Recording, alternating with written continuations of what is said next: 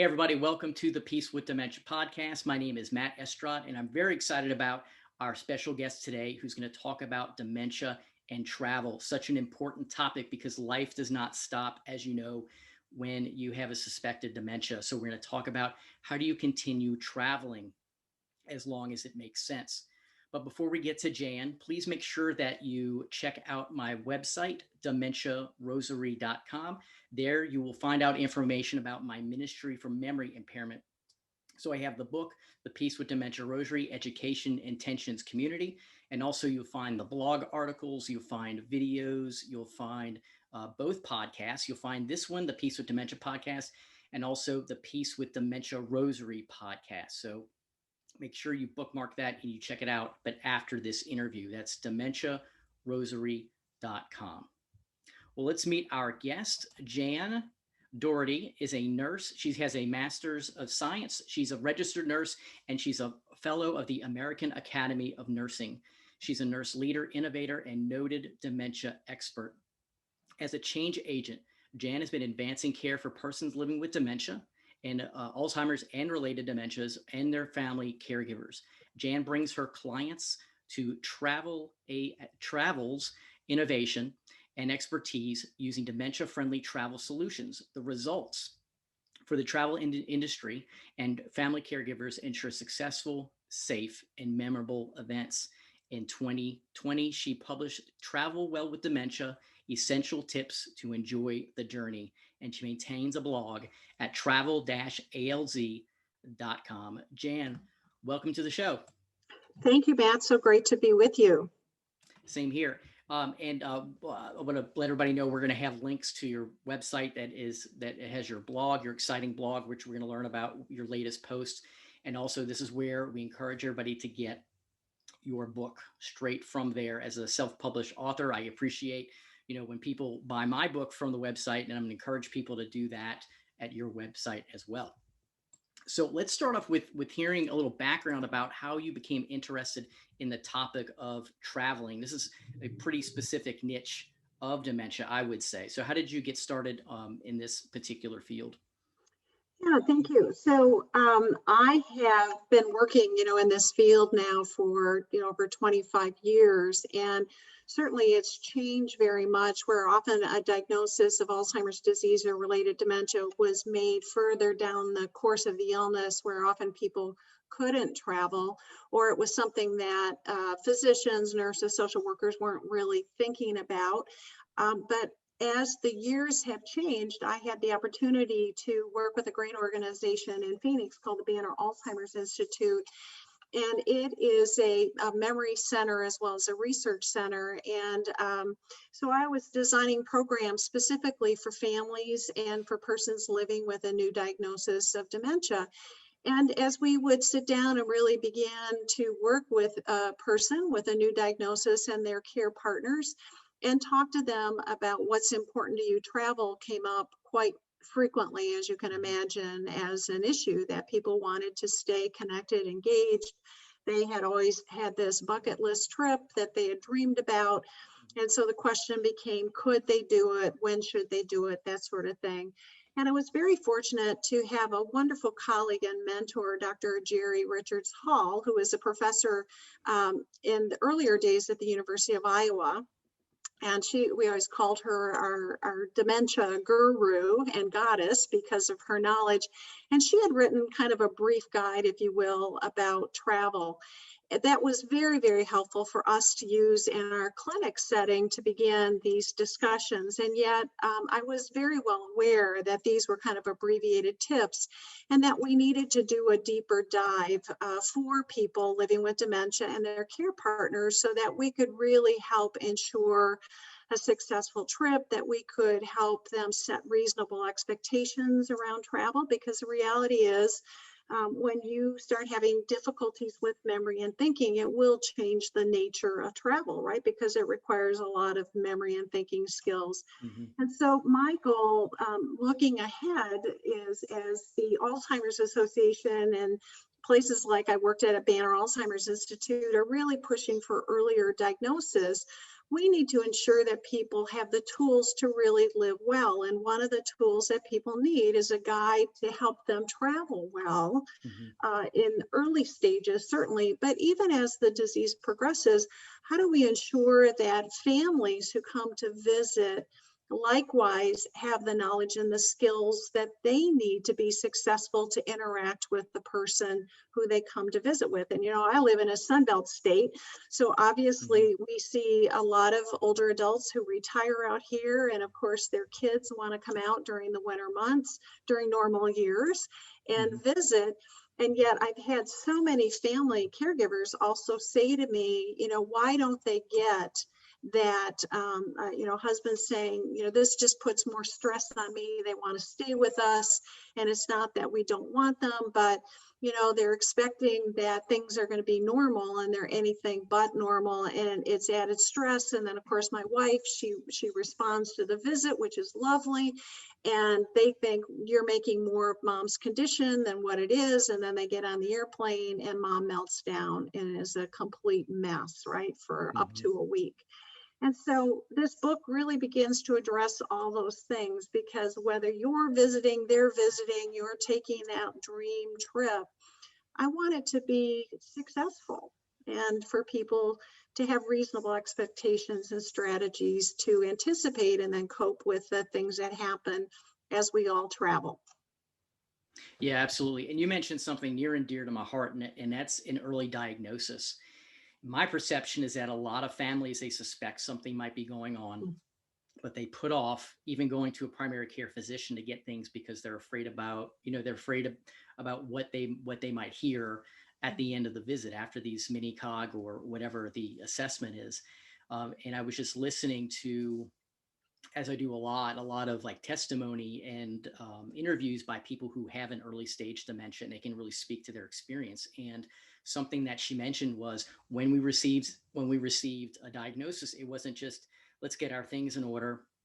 It's let's take the trip that we've always wanted to take while we can. So it sounds like you see that as well. Yes, I absolutely do see it. And, I think people often put off the inevitable diagnosis when families are aware. And a lot of that is because of the stigma they know they're about to encounter. So the person who has insight into their condition and the difficulties they're having are very afraid of being outed in a way that family and friends think they're incapable and don't really want to come around them. It's really quite sad.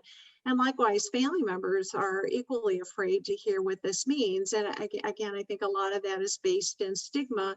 And therefore, we're not going to be able to do X, Y, and Z. Versus Mhm. if we're going to promote early diagnosis, and right now we're still kind of stalled with treatment opportunities, right? We're hopeful in this next 10, 20 years in the pipeline, something will be successful. But let's be real, in the next 10 years, I don't see a miracle cure coming out for Alzheimer's disease, but that doesn't mean life needs to stop. And so part of living life is being connected. And in fact, AARP website, when you look at their travel related thing, the bulk of people are traveling, I want to say almost 80%, to stay connected with family and friends. Well, and what are we longing for right now during COVID? People are getting vaccines so they can be with their families, Mhm. right? We are longing for connectedness. I mean, that's how inherently we're made by design. And travel, because we're such a mobile society, allows for that. And so to me, it's just an integral part of living well with dementia is thinking about how are we going to help individuals be able to stay connected, particularly when travel happens or when family comes to see them. And that is the essence of this book, is we've got to help maintain and ensure that people can look forward to good things. Mhm. So you mentioned we just talked about that dream trip when there's an early diagnosis, but also as you've already mentioned, your book talks about travel with dementia throughout, as long as it makes sense. So as this can be, beyond an early stage. Can you tell us about one of the pages in the book I really enjoyed was where you had it was like three different phases, with different levels of companionship and guiding for someone with dementia. Can you tell us about that?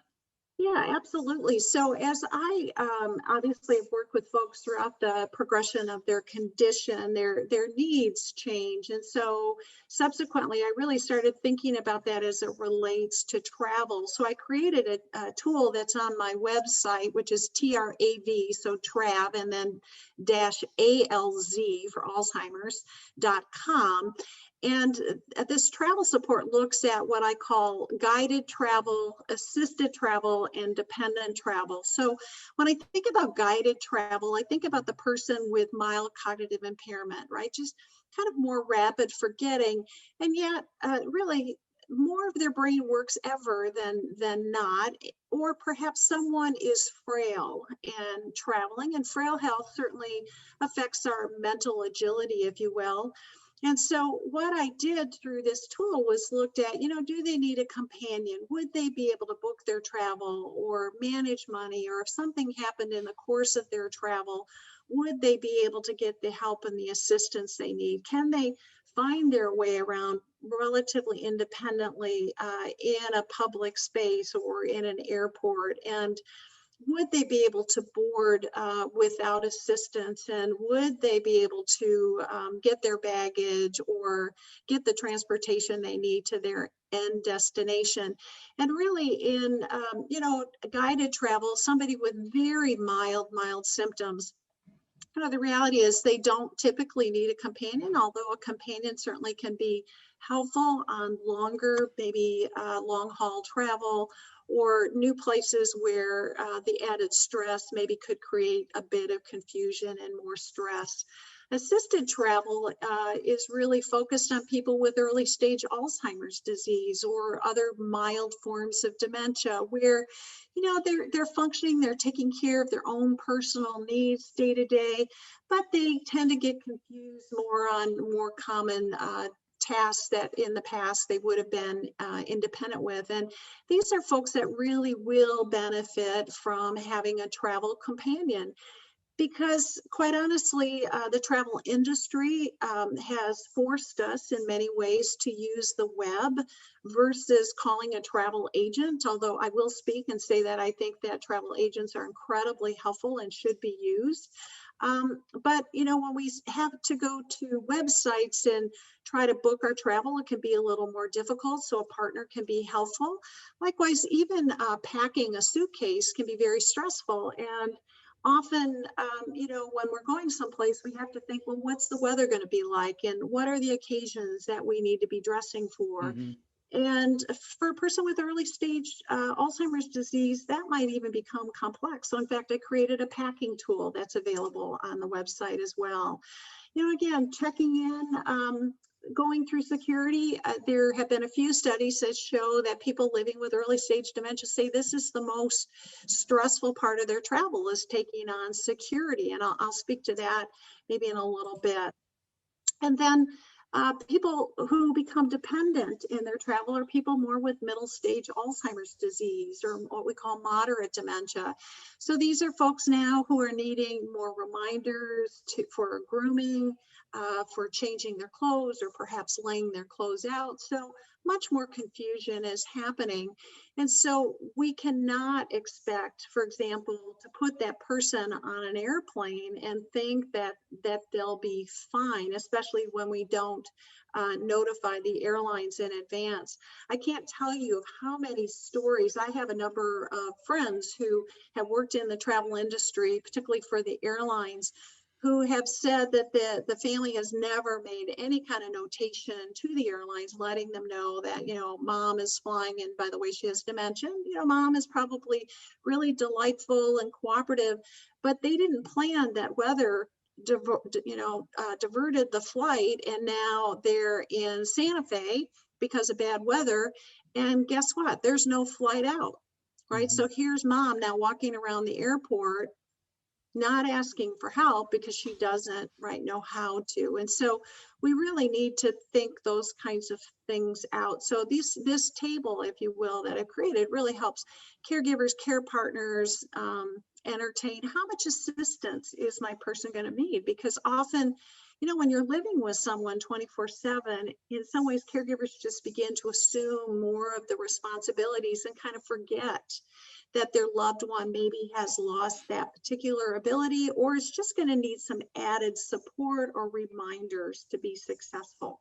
And so that's a tool that I hope will be helpful and help orient families in being more realistic right out of the gate in terms of how much help is my loved one going to need from me or from others to really be successful. Hmm. And will it be intuitive when someone goes to your site? And it would it how do they find it when they go to your website, that particular So guide that you mentioned? I have a section that says travel tools, so under resources. And so all of them are in PDF form and they can be printed off and printed for you. So, Matt, I alluded to, I also created a table for packing, and I have one for him and one for her. And again, it says, where are we going? How many days are we going to be gone?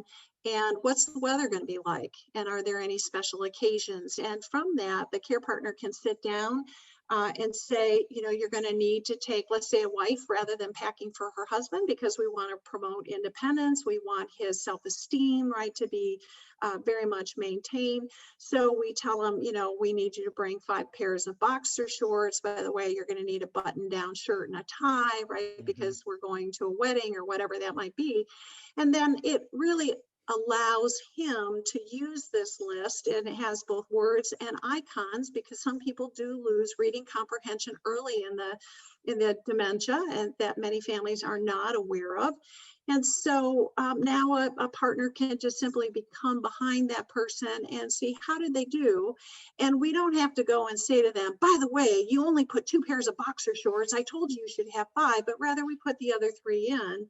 Right? Because I've heard so many tales too of somebody who was on an Alaskan cruise, and they let their wife pack, and lo and behold, they're out to sea, and guess what?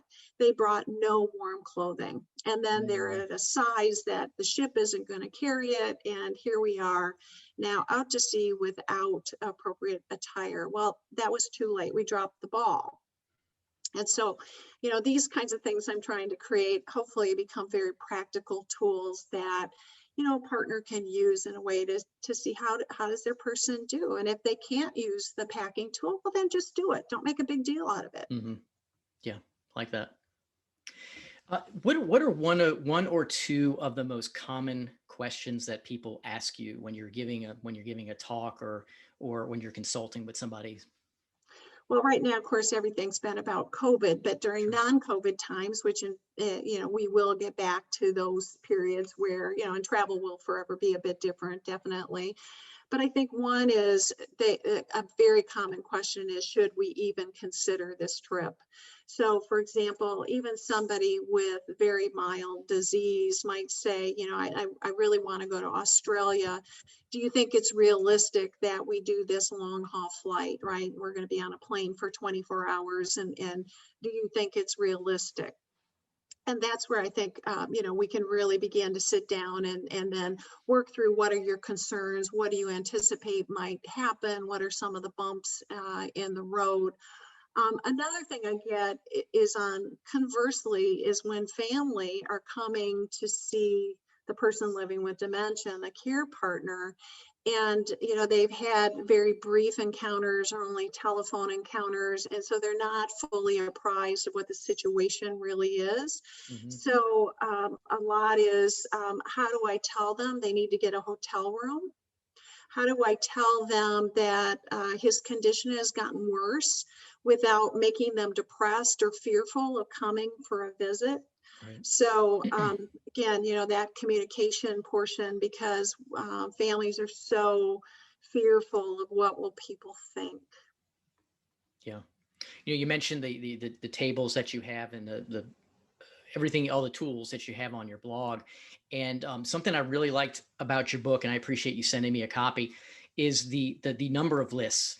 I feel like people like lists of lists, and that's what this is. Mm-hmm. So, and it can even be, it's one of those books, it's a reference book. I think, and I say that in a really good way. It's not dry, but it's a reference where you can say, okay, you look at the table of contents, it's 10 tips for air travel, 10 tips for taking a road trip. So, and just going down all the different modes of transportation. And I think that's really helpful because someone's going to be able to go through, just access what they need to.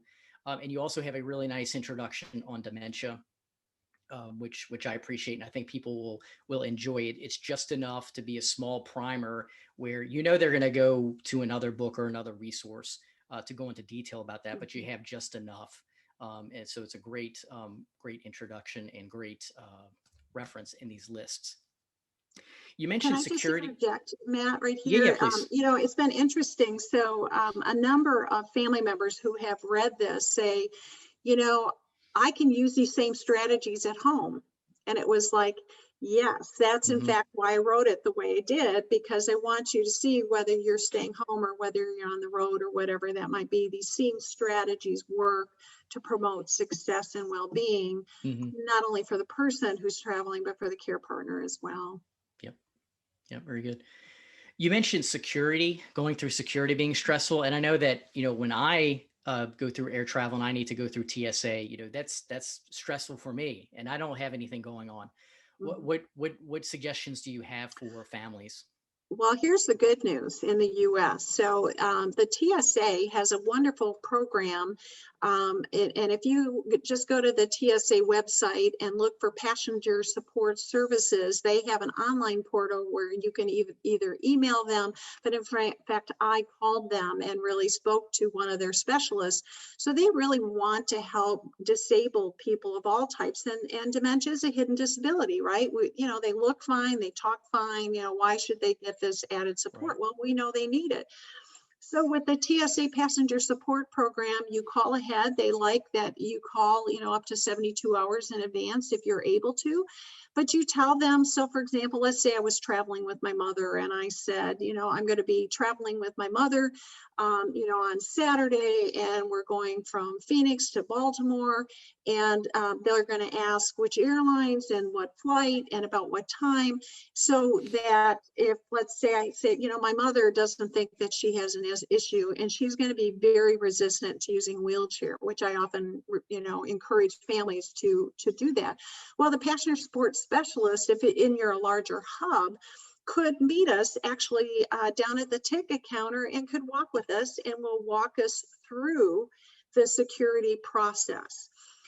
Now, if I don't call far enough in advance, what caregivers need to know is that by law, the caregiver is allowed to stay with a person living with dementia. So he or she needs to announce to the TSA officer, I'm traveling with a person who needs added assistance. I need to stay with them. And they actually would like you to give them tips on how shall I approach your person, right? How shall I talk to them? Mm-hmm. Can I repeat questions and that sort of thing?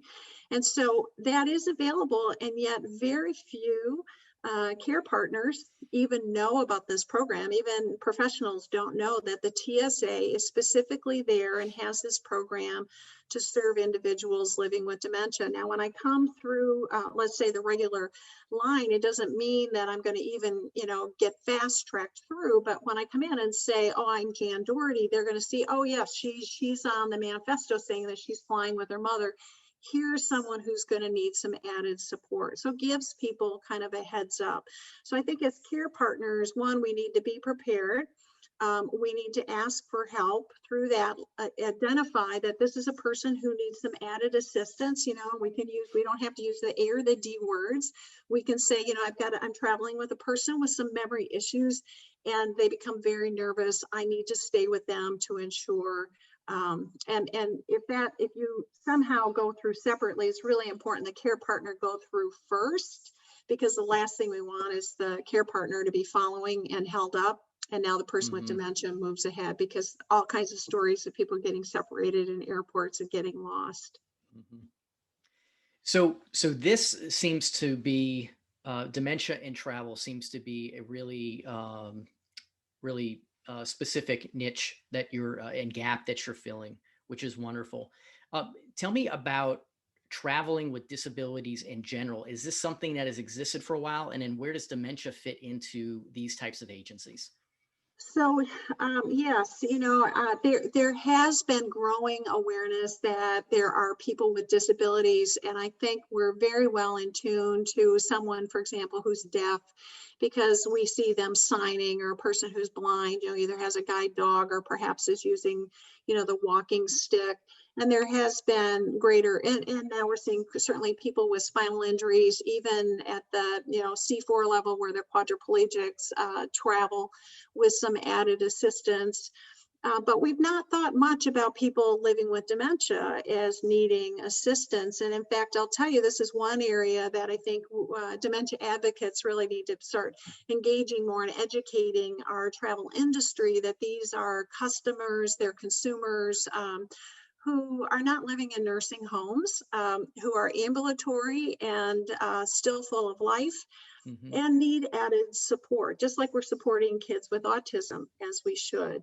And so if you go to an airline's website, the only website that I've seen really that addresses specifically Alzheimer's disease is Southwest Airlines. The others, it's very vague. They talk about a cognitive disorder. Well, for many people, they don't know what that means. Hmm. I mean, most of the general public wouldn't understand, what do you mean it's a cognitive issue? Likewise, with the cruise industry, most of them really don't spell out that, here are some added supports that we can provide for people with dementia. And yet some of the cruise lines, in fact, do that. I've been really pleased with the Royal Caribbean Cruise Line, for example. They have a disability coordinator, Ron Pettit, who actually had a family member living with dementia, so he gets it personally. So, Hmm. they're thinking through what that looks like. But we don't have specialized programs either on cruise lines. Like you see about autism friendly cruise lines, and you see autism friendly airlines. Well, why don't we have dementia friendly cruise lines and airlines and train Hmm. lines, right? So I think it will come in time, but we have to educate our travel partners about what is dementia, what is it really about, because this is where the stigma comes, is that these are folks who are non-ambulatory, they're profoundly confused, they can't talk, or they have severe behavior problems, which we know is not the case in most individuals. Hmm. And so they're forgetting, kind of these 5 to 8 years of often life where people living with dementia are still traveling. And we need to support them and their families to feel confident that they can get what they need from us. And then my sense is that part of your mission is not just to educate, families and persons living with dementia, but it's also to be an advocate and to train the travel industry. Is that correct? Yes, yes, very much so. Very much so. So how does one so those of us that are watching right now, so it could be either someone in the in the travel industry that's watching this, they want to invite you to come talk to their team or talk to their conference, or maybe somebody's not in the travel industry but they want to give this to somebody, in that industry so they can help advocate and clear the path for persons living with dementia. What are the next steps for that? Well, I definitely think, one, get my book. And I don't say that for the sales of the book, but rather I think it's a really nice introductory into looking at what travel entails and all the pieces and parts. And, during the progression of illness, I think it brings added information and better questions for particularly people in the travel industry to think about and ask, as well as consumers. But certainly through my website, I've got a portal where people are welcome to contact me. I am more than happy to connect. And, I continue to learn, quite honestly. I've just joined a group in the last 6 months called the International Society of Travel Medicine. I didn't know Hmm. that there was a specialty called travel medicine. And likewise, they're aware of older adults and some of the hazards, if you will, related to travel. But I feel like by joining that group, not only am I learning additional things about diseases and things that can maybe happen for older adults as they travel, but likewise, I can begin to bring added knowledge to them and awareness that people living with dementia are traveling and are wanting to do some more exotic, if you will, travel. Taking a safari to Africa might be the bucket list trip, and are they getting Hmm. the added advice of these travel health professionals who know about immunizations and reentry back into a country, or what do you do if you get sick in the Hmm. midst of travel? Yeah. So I think, there's just, I think this is a very new area, so much to learn. I feel like, very humbly, I am learning every day. But I'm aware that, I know a lot about dementia, and how do I apply that then to a field where I'm not an expert? I love to Hmm. travel myself, but I'm aware of this is where there can be hiccups, and here's how we could add value for not only the customer, but for the employees involved in that travel sector. Hmm. Yep. Excellent. Well, you're doing great work, and we really appreciate that. I speak for everybody that's watching and appreciating this. Before we close, do you have anything else that you wanted to mention that I didn't get to ask you? So one, I would encourage you to pick up the phone rather than just support yourself through online sorts of reservations. Hmm. Find a travel agent who you trust, who you can be transparent with, and let them know what kind of challenges you might have. When booking a flight, I would not book online. I would call the airline directly, and I would talk to a reservation specialist where you can let them know that you're traveling with a person with dementia. I think now people have a more heightened sense of fearfulness, if you will, if we see anything out of character. And we know that people with dementia can respond differently, right, when pressed or fatigued. And so when we start providing these kinds of things to our travel partners, if you will, they're better prepared and know how to respond. I'm reminded of a story I read in the Southwest Airlines magazine, and this is long before I wrote this book. But it was a daughter who was traveling with her mom, who clearly had some form of dementia, and became quite uncooperative when the flight landed, didn't want to get up and out of her seat. And fortunately, there was a flight attendant on that particular flight who I said had the knack, right? And this guy says, "Oh, I love to dance. Do you love to dance? Would you dance with me?" And he danced her off the plane.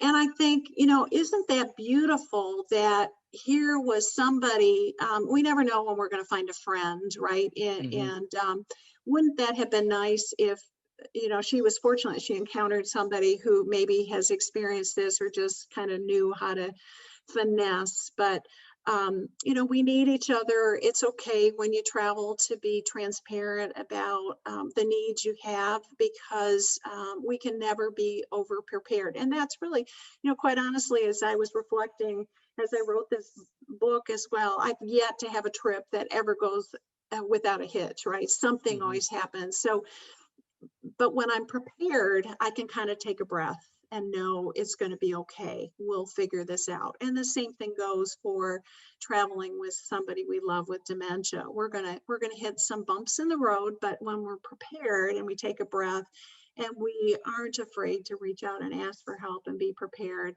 we're going to find ourselves supported and successful. Hmm. Amen. Well, thank you for joining us, Jan. This is a great mission. You're making a big impact. I know that people that pick up your book at your website, trav.alz, are going to be impressed with the book, and they're going to find it something that they refer to often for their hopefully many journeys ahead. So thank you for being with us. I appreciate everybody who has joined us for today. Please share, please like whatever platform that you find it on, whether it's YouTube, whether it's on Apple, Stitcher, as a podcast. Please share this message of Jan's and mine so we can get people who are living with dementia out and about and traveling, experiencing life as they should still be. So until we meet again, my name is Matt Estrad with Jan Dougherty, wishing persons living with dementia and their care partners peace with dementia. Bye for now.